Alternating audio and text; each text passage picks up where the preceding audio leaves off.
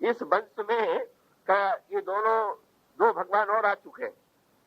एक तो ध्रुव के रूप में भगवान को प्रकट करते हैं, जिनके द्वारा का वो ध्रुव भी इसी वंश में जन्म लेते हैं और इसी वंश में देवहूति का भी जन्म होता है। और दोनों भगवानों में दोनों ने दो मार्ग का आश्रय लिया।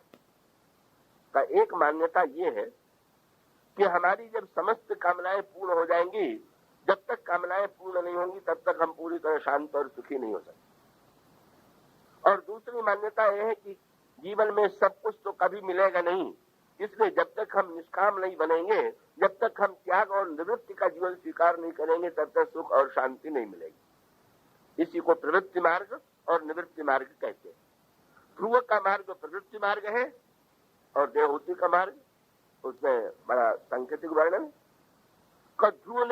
ध्रुव की स्थिति वही है का वो अपने विमाता के द्वारा, सौतेरी माँ के द्वारा तिरस्कृत किए जाते हैं, पिता की गोदी से उतार दिए जाते हैं, और ऐसी परिस्थिति में ध्रुव के अंतःकरण में का बड़ा आक्रोश उत्पन्न होता है।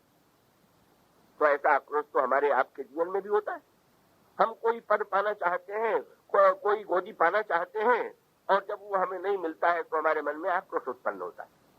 लेकिन सार्थक मार्ग कौन सा है?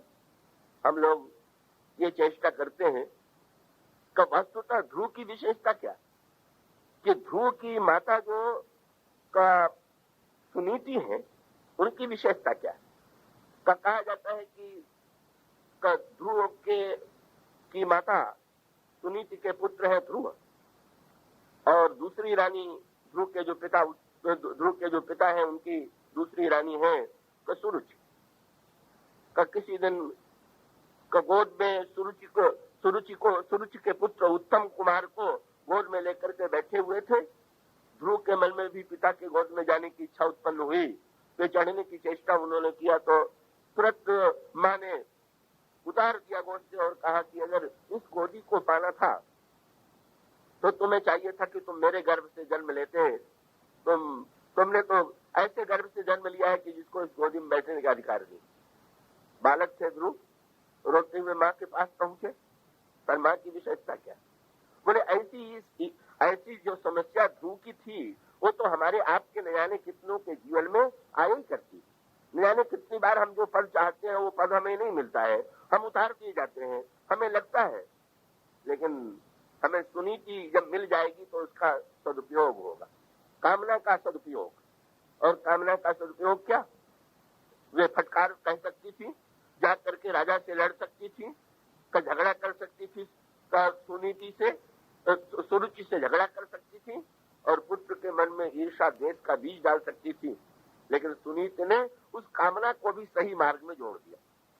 और इसका अर्थ ये है कि अगर आपको ये लगता है कि कामना की पूर्ति के बिना, पद मिले बिना, उत्तम पद स्थान पाए बिना हमें संतोष नहीं होगा, तो एक उपाय तो यह है कि आप राग द्वेष से लड़िए और झगड़ा करके छीनने की चेष्टा कीजिए या मन में दुख पाइए। और दूसरा उपाय, अंत में माँ ने ऐसा संदेश दे दिया कि अगर तुम पाना चाहते हो तो तुम्हें भगवान का आश्रय लेना चाहिए। तो इसका अर्थ है कि अगर हम कामना भी पूर्ण करना चाहते हैं और कामना हमारे जीवन में व्याप्त है, तो हमें ध्रुव के चरित्र से प्रेरणा लेनी चाहिए। और वस्तुतः ध्रुव जैसे अंत में वन में जाकर के तपस्या करते हैं, इसी प्रकार से वो वन में जाने का अर्थ केवल वन में ही जाना नहीं है। इसका अभिप्राय है कि हमारे अंतःकरण में भगवत प्राप्ति की तीव्र उत्कंठा उत्पन्न हो, और भगवत प्राप्ति की तीव्र उत्कंठा होने के पश्चात हम अपनी कामना का भगवान के समक्ष निवेदन करें। तो जब भगवान के समक्ष कामना का निवेदन किया गया तो भगवान ने प्रसन्न होकर के ध्रुव को का इस संसार में ही का राज्य पद प्राप्त नहीं हुआ, अपितु ध्रुव का पद भी अविचल हो गया। मानो संकेत ये है कि संसार में पहले तो कामना पूरी नहीं होगी, और पूरी होगी अगर पद मिलेगा तो ध्रुव के समान अविचल नहीं होगा, चल होगा। हनुमान जी ने रावण से यही कहा। हनुमान जी रावण को उपदेश देने लगे, बोले राम चरण पंकज उर धरहु, भगवान राम का चरण हृदय में धारण करो। उसने कहा, मुझे काहे की आवश्यकता है कि जो मैं भगवान का चरण हृदय में धारण करूं? रावण कोई निष्काम तो है नहीं, हनुमान जी जानते हैं रावण तो सकाम है।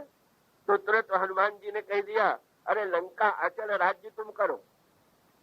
पढ़ के बड़ी विचित्र बात लगती है, रावण को भी लगी। बंदर कह रहा है लंका का राज्य करो, बिगड़ करके हनुमान जी की ओर देखा, बंदर लंका का राज्य मैं नहीं कर रहा हूं तो सिंहासन पर तुम बैठे हुए हो क्या, मेरी बस तुम मुझी को दे रहे हो। हनुमान जी ने कहा तुमने शब्दों पर ध्यान नहीं दिया, लंका अचल, ये राज ये पद अचल कहाँ है। कहा जितने पद हैं, जितने पद संसार में मिलते हैं वो अंत में चल ही पद मिलते हैं, आज है और कल नहीं रहेगा। इसलिए प्रत्येक पद जो होता है उसके साथ फिर अंत में पहले व्यक्ति पद पर रहता है और बाद में भूतपूर्व लग जाता है। इसलिए जिस पद को पा करके फिर कभी उस पद से चल होना पड़े, हनुमान जी ने कहा मैं तुम्हें अचलता बता रहा हूं। और इसका अभिप्राय है कि जीव जो देगा तो स्वयं जो देगा वो चंचल देगा। अचल देने का सामर्थ्य तो ईश्वर में ही है और किसी में नहीं है अचल बनाने की। ध्रुव को जैसे अचल बना दिया, इसी तरह से अपनी कामना को हम संसार के माध्यम से पूरी करेंगे तो जो पद मिलेगा वो चल होगा, और ईश्वर के माध्यम से जब हमारी कामना पूर्ण होगी तो हमें अविचल पद प्राप्त होगा। ये कामना वाला मार्ग है। और दूसरा निवृत्ति मार्ग है। ये कपिल भगवान का जन्म जो देवहूति के गर्भ से हुआ, देवहूति के गर्भ से कपिल भगवान का जन्म हुआ। कपिल भगवान ने स्वयं तो जीवन में का विवाह किया ही नहीं, बल्कि वो सांख्य शास्त्र का उपदेश देकर के सबसे पहले बड़े मधुर संकेत आता है। पहले तो जब गर्भ में आए कपिल भगवान तो सबसे पहले पिताजी जो थे वो घर छोड़ करके जन्म लेने से पहले चले गए। ये बात बड़ी विचित्र लगती। जिसके घर में भगवान जन्म लेने वाले थे का वो जन्म लेने से पहले इतने दिल के लिए भी नहीं रुका कि हम अपने बेटे को देख लें, का उसके पहले ही का देवहूति ने बड़े आश्चर्य से कहा कि आप क्या कर रहे हैं। तो उन्होंने कहा कि वो बालक जन्म लेके तुम्हें जो बाद में बनावेगा वो मैं पहले बन जाऊं। अंत में देवहूति ने भी सर्वत त्याग का मार्ग अपनाया और सर्वत त्याग का मार्ग अपना करके निवृत्ति मार्ग के द्वारा कल्याण प्राप्त किया। तो कपिल भगवान का मार्ग जो है वो निवृत्ति का मार्ग है। एक पंथ कहता है त्यागे नहीं के अमृतत्व मानसो, एकमात्र त्याग के द्वारा अमृतत्व होगा, निवृत्ति के द्वारा अमृतत्व होगा। सांख्य का मार्ग, कपिल का मार्ग, ये भी एक मार्ग है जिसके मन में उस मार्ग के द्वारा पाना हो वो पाले। और दूसरा मार्ग सकामता ध्रुव का मार्ग। लेकिन एक तीसरा मार्ग, ये जो प्रवृत्ति और निवृत्ति मार्ग है, इन सबको समेट करके तो यहाँ पर मनु के जीवन में जो साधना है वो काहे की। श्री राम का जो चरित्र है, मनुष्य के रूप में राम का जो अवतार है, उस अवतार की विलक्षणता क्या है। बोले भाई उन अवतारों में का एक एक अंग को जीवन में अभिव्यक्ति तो दी गई, पर अभिव्यक्ति देते हुए इसका अर्थ है कि प्रवृत्ति का मार्ग उसी के लिए कल्याणकारी है जिसके मन में कामना, निवृत्ति का मार्ग उसी के लिए कल्याणकारी है कि जिसके जीवन में निष्कामता है। तो एक सकाम के भगवान और एक निष्काम के भगवान, निष्कामता के भगवान। भगवान और कोई भगवान हो सकते हैं क्या कि जो हमारे जीवन की समस्त तृप्ति को मिटा दे, सारी प्यास को मिटा दे। यही प्यास मन के जीवन में उत्पन्न होती है और इसी प्यास से बेचैन होकर के मनु जो है राज्य का परित्याग कर देते हैं। हो ही न विषय विराग भवन बसत भा चौथपन। मनु जी बड़े संकट में। क्या बोले बुद्धि कहती है कि त्याग करना चाहिए और मन कहता है त्याग नहीं करना चाहिए। उन्होंने कहा मैं क्या करूं, मैं निवृत्ति में जाऊं कि प्रवृत्ति में जाऊं। अगर मन और बुद्धि दोनों कहती कि भोग करो तो मैं भोग भोगता, अगर मन और बुद्धि दोनों ये कहते त्याग कर दो तो मैं त्याग कर देता। पर तो दोनों जहां है, दो और खींचने वाले वहां क्या करें। तो भाई ये बात हम लोगों के बड़े काम की। यही है जीवन की प्यास जो मन को अंत में गोस्वामी जी कहते हैं कि भाई याद रखिएगा एक सूत्र के रूप में कि सरोवर के जल की प्यास मिटाने की जो बात है, ये जीव की जो प्यास है वो चरित्र मात्र से नहीं मिटने वाली है, का केवल मात्र सामाजिक कर्तव्य पालन से मिटने वाली नहीं है। मनुष्य की प्यास तब तक नहीं मिटेगी जब तक जीवन में देखिए नैन परम प्रभु सोई। जिस परम तत्व को जीवन में का वह जो अंतिम लक्ष्य है। इसीलिए मनुष्य ये जो विज्ञान की बड़ी बड़ी खोज है, क्योंकि मनुष्य की भूख, मनुष्य की प्यास बहुत बड़ी है, ये पूरी नहीं हो रही। मन की प्यास और भूख बड़ी विचित्र है। मन और बुद्धि में टकराहट है। और तब मनु ने सोचा ऐसा क्या उपाय। कब उन्होंने कहा बुद्धि कहती है कि ईश्वर को पाओ और मन कहता है बेटे से प्यार करो, अब मैं क्या करूं? कहीं कैसा बढ़िया मार्ग निकल आया रामायण में क्या? मनु चले गए बेटे को छोड़ करके वन में। लगा कि मन के स्थान पर बुद्धि की जीत हो गई, मन के स्थान पर अब बुद्धि की विजय हो गई और वह संग्रह छोड़ करके उन्होंने त्याग का मार्ग स्वीकार कर लिया।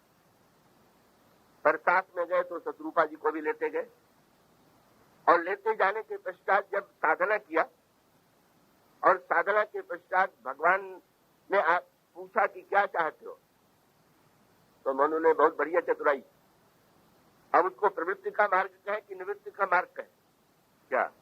अगर वो कहते कि मैं ईश्वर को पाना चाहता हूं तो इसका अर्थ है कि वो निवृत्ति मार्ग, और वो अगर ये कहते कि मैं बेटा पाना चाहता हूं तो ये प्रवृत्ति का मार्ग। पर मनु तो बड़े चतुर निकले। भगवान ने पूछा क्या चाहते हो? बोले चाहो तुम्हें समान सुख। चाहता तो बेटा हूं लेकिन मैं चाहता हूं कि बेटा आपकी तरह। बड़े चतुर थे। ये कहने में बड़ा संकोच लगा। कोई पिता से कहे कि तुम मेरे बेटे बन जाओ तो शायद पिता बड़ी दृष्टता मानेगा। जगत पिता से कोई कहे कि तुम बेटे बन जाओ, ये तो दृष्टता की पराकाष्ठा। लेकिन उन्होंने कह दिया तो ये सीधे नहीं कहा कि आप मेरे बेटे बन जाइए, बल्कि ये कह दिया कि मैं तो आपके समान कोई बेटा चाहता हूं। बस भगवान को हंसी आई।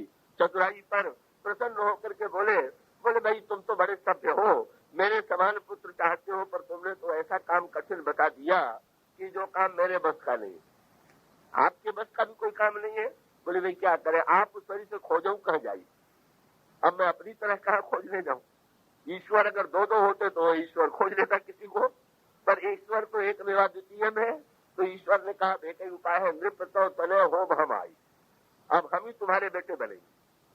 बेटा ही मिला ये प्रवृत्ति मार्ग है, पर ईश्वर मिल गया है निवृत्ति मार्ग है। राम की प्राप्ति का आनंद क्या है कि दोनों बातें पूरी हो गई। मीठो और कछवती भरो रहताई और छेम, कि किसी व्यक्ति को दवा दी गई तो उसने कहा कड़वी है, किसी व्यक्ति ने कहा मिठाई चाहिए तो पता चला ये कुपथ है। एक चतुर वैद्य मिले तो उन्होंने कहा हम ऐसी मिठाई दे रहे हैं कि जो मिठाई भी है और दवाई भी है। तो जो दवाई और मिठाई दोनों हो, उससे बढ़कर के प्रिय क्या व्यक्ति को वस्तु लगेगी। तो वस्तुतः मन के जीवन की जो प्यास है, वो प्यास केवल कर्तव्य पालन मात्र से नहीं, बिना ईश्वर को पाए पूरा अभिलाष निरंतर होई, ये जो प्यास है वो स्वामी जी निमंत्रण देते हैं। चरित्र स्वच्छ कीजिए राम के, मानव चरित्र के द्वारा पर अपने जीवन की प्यास मिटाइए भगवान के ईश्वरता के द्वारा। और जीवन को समग्रता प्रदान करना है। समग्रता का तात्पर्य ये है कि यदि व्यक्ति के बहिरंग और अंतर जीवन पर हम दृष्टि डालें तो व्यक्ति की रचना बड़ी ही अनोखी हुई है, बड़ी अद्भुत हुई। तो एक ओर तो व्यक्ति का शरीर है और शरीर के नाते से सृष्टि का विस्तार है। संबंध की ये जो संबंध का जो मुख्य केंद्र है व्यक्ति के जीवन में, वो शरीर। पर एक व्यक्ति केवल शरीर ही नहीं है, शरीर के साथ साथ, क्योंकि यदि व्यक्ति शरीर होता, केवल शरीर ही होता, तो जब जिसे हम व्यक्ति की मृत्यु कहते हैं का उस मृत्यु का कोई अर्थ नहीं था, क्योंकि हम और आप प्रत्यक्ष रूप से देखते हैं कि वो शरीर जो है वो ज्यों का त्यों सामने पड़ा हुआ। और इसका अभिप्राय यह है कि शरीर के साथ साथ उसमें और भी कोई तत्व था कि जिस तत्व के चले जाने के पश्चात शरीर के रहने पर भी का हमारे लिए शरीर की उपयोगिता समाप्त हो जाती। प्रसंग स्कंधाकांड में आपने पढ़ा होगा, भगवान श्री राम बाली के ऊपर बाण का प्रहार करते हैं और उसके पश्चात बाली से उनका वार्तालाप होता है और उसके पश्चात बाली की मृत्यु होती है और बाली की मृत्यु के तत्काल बाद बाली की पत्नी तारा विलाप करती हुई वहां आती। साधारण दृष्टि से देखें तो इस बात की ओर ध्यान जाता है कि जब बाली और भगवान श्री राम से संवाद हुआ था तो उस संवाद में भगवान राम ने बाली से ये कहा था कि अचल करऊं तन राखहु प्राणा, मैं तुम्हारे जीवन को अचल बना देना चाहता हूं, मैं तुम्हें मृत्यु से मुक्त कर देना चाहता हूं, इसलिए बाली मेरा प्रस्ताव यह है कि तुम जीवित रहो। तो भगवान श्री राम बाली को जीवन दान देने के लिए प्रस्तुत थे और जब बाली की पत्नी तारा विलाप करने लगी तो बाली की पत्नी तारा के विलाप करने के बाद भगवान राम क्या बाली को पुनः जीवन दान नहीं दे सकते थे, क्योंकि वे तो अभी कुछ क्षण पहले ही बाली को जीवित करने के लिए प्रस्तुत थे। तो तारा के विलाप के पश्चात भगवान यदि चाहते तो बाली को पुनर्जीवित कर सकते थे, लेकिन भगवान श्री राघवेंद्र ने ऐसा नहीं किया। तो ऐसा न करने का तात्पर्य यह है क्योंकि वहां पर दो बातें बड़े महत्व की हैं। एक तो बाली ने भगवान श्री राम के प्रस्ताव में जो वाक्य कहा वो बड़े महत्व का था और दूसरी ओर का भगवान श्री राघवेंद्र वस्तुतः तारा को उस परम सत्य का साक्षात्कार कराना चाहते थे। वे जानते थे कि यदि आज मैं बाली को पुनः जीवन दान दे दूं तो भी इस मृत्यु लोक की परंपरा के अनुकूल का अंत में बाली की मृत्यु अवश्यंभावी। तो फिर ऐसी परिस्थिति में कभी कभी जब लोग पढ़ते हैं महात्माओं की जीवनी में, गोस्वामी जी की जीवनी में बात आती है कि उन्होंने एक स्त्री अपने पति के साथ सती होने जा रही थी, गोस्वामी जी के चरणों में प्रणाम किया उस सती स्त्री ने, उनके मुंह से निकल गया कि तुम सौभाग्यवती रहो, पर जब उन्हें ये बताया गया कि इनके पति की तो मृत्यु हो चुकी है और ये सती होने जा रही हैं, तो भगवान की प्रार्थना करके गोस्वामी जी ने उस सती स्त्री के पति को फिर से जीवित कर दिया। इस प्रकार के चमत्कार की गाथा संतों की परंपरा में बार बार आती, ऐसा होना संभव है। लेकिन प्रश्न तो यही है कि गोस्वामी जी कि यदि इसी प्रकार से मृत्यु से बचा करके व्यक्ति को जीवन दान दे सकते थे या देते थे, तो जिस स्त्री के पति को उन्होंने जीवन दान दिया फिर उसकी कभी मृत्यु हुई कि नहीं हुई? निश्चित रूप से हुई।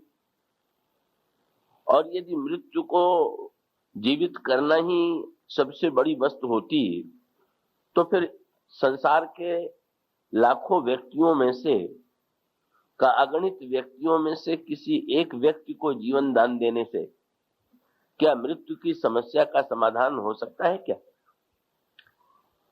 अनगिनत व्यक्ति संसार में नित्य मरते रहते हैं, उनका विनाश होता रहता है।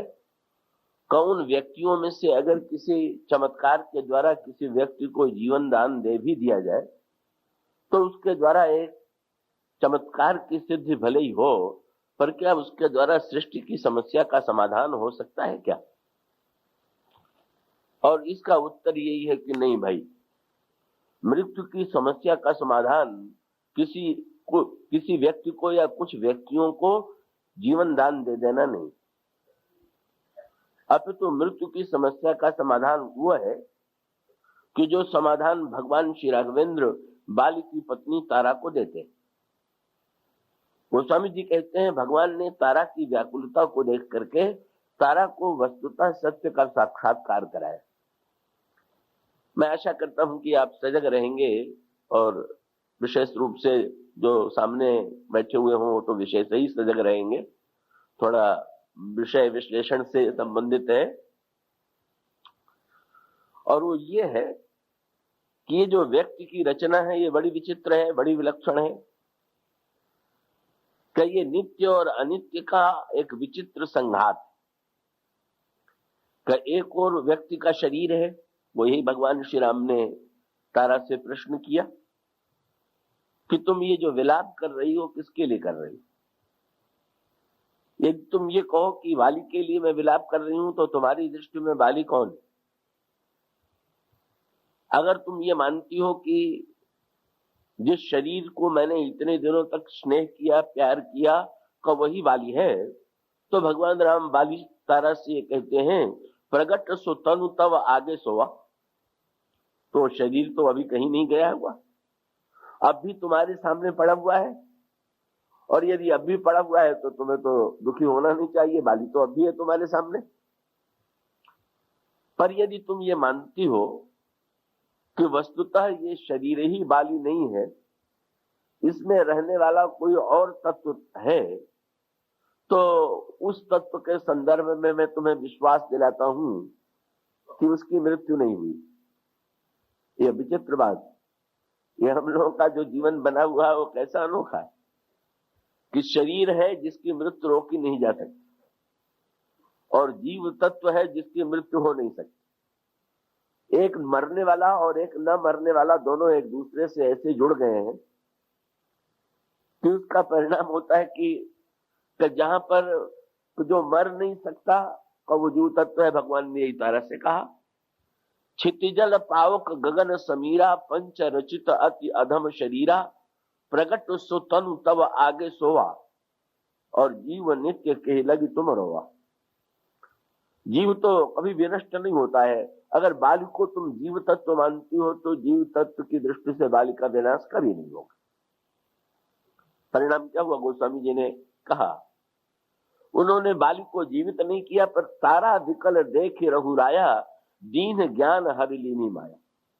भगवान ने वस्तुतः का एक दिव्य तत्व ज्ञान दिया। तो देखिए हम लोगों के जीवन की बड़ी विचित्र समस्या क्या है कि हमारा आपका जो जीवन बना हुआ है का हम और आप जो व्यक्ति दिखाई दे रहे हैं का ये परस्पर किसी को चाहे मृत धर्मा और अमृत धर्मा कह लीजिए, चाहे जड़ और चेतन कह लीजिए। किसी को रामचरितमानस के उत्तरकांड में ये कहा गया है, वो आपने पढ़ा होगा, काकभूषुंडी और गरुड़ जी के संवाद में ही वो पंक्ति आती है जहां पर वो जीव की व्याख्या करते हुए कहते हैं ईश्वर अंश जीव, और उसके साथ साथ अगला शब्द जुड़ा हुआ है ईश्वर अंश जीव अविनाशी। ईश्वर का अंश जो जीव है वो अविनाशी और अविनाशी ही नहीं है, चेतन अमल सहज सुख राशि का वो चेतन है, अमल है और सहज सुख का स्वरूप। पर विचित्र बात यह है कि हम जब देखते हैं व्यक्ति को तो ऐसा दिखाई ये देता है कि व्यक्ति का जो शरीर है का अगर उस व्यक्ति के शरीर पर दृष्टि डालें तो न अविनाशी दिखाई देता है, न तो कौ निरंतर चेतन रहने वाला है, न तो उसमें निर्मलता है, न तो उसमें सुख है। ये समस्याएं जुड़ी हुई। इसी को काकभूषुंड जी कहते हैं कि सबसे बड़ी समस्या ये है कि जड़ और चेतन में गांठ पड़ गई, जड़ चेतन ही ग्रंथि पड़ी गई। इसका अभिप्राय यह है कि दोनों ने जो सर्वदा एक दूसरे से भिन्न विरोधी स्वभाव और विरोधी धर्म वाले हैं का उन्होंने एक दूसरे से अपने को अभिन्न मान लिया। जीव ने मान लिया कि मैं शरीर हूं और शरीर ने मान लिया कि वस्तुतः मैं ये हूं, और इस तरह से जीव और शरीर की गांठ उलझ गई। तो रामचरितमानस का उद्देश्य क्या है?